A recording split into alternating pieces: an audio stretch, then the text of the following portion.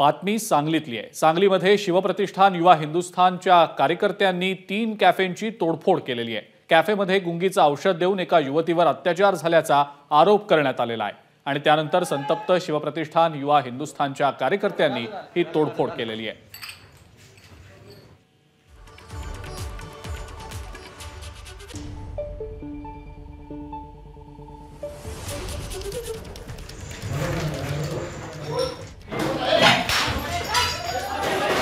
हा सगळा तोडफोडीचा प्रकार समोर आलेला आहे। 3 कॅफेंची तोडफोड करण्यात आलेली आहे।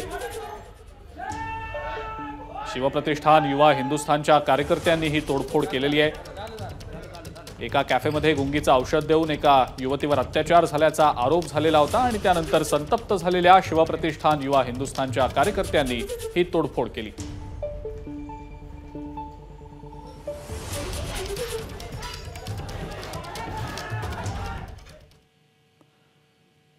या सगळ्या घटनांचा आढावा घेतलाय आमचे प्रतिनिधी कुलदीप माने यांनी। सांगली शहरातील विश्रामबाग परिसरातील 3 कॅफेवरती आज शिवप्रतिष्ठान युवा हिंदुस्थानकडून अचानकपणे घुसून तोडफोड त्या 3 कॅफेची केली गेली। त्यातीलच विश्रामबाग चौकातील परिसरातील हा एक प्रमुख कॅफे आहे। या कॅफेची जर आपण सध्याची परिस्थिती पाहिली तर संपूर्ण काच असो किंवा आतील जे कॅफेचं जे चित्र आहे ते संपूर्ण तोडफोड करून पूर्णपणे या ठिकाणी या कॅफेची तोडफोड केल्याचं दिसून येते।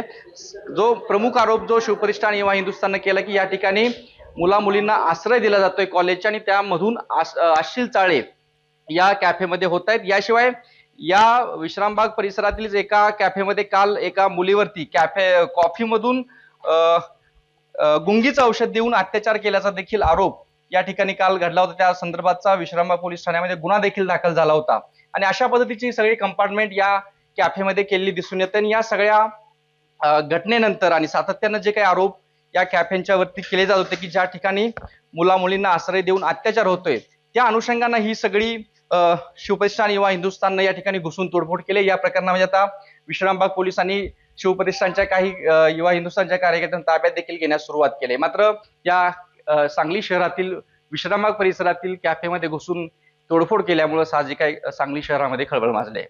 कॅमेरा पर्सन योगेश सोबत कुलदीप माने, एबीपी माझा, सांगली। एबीपी माझा, उघडा डोळे बघा नीट।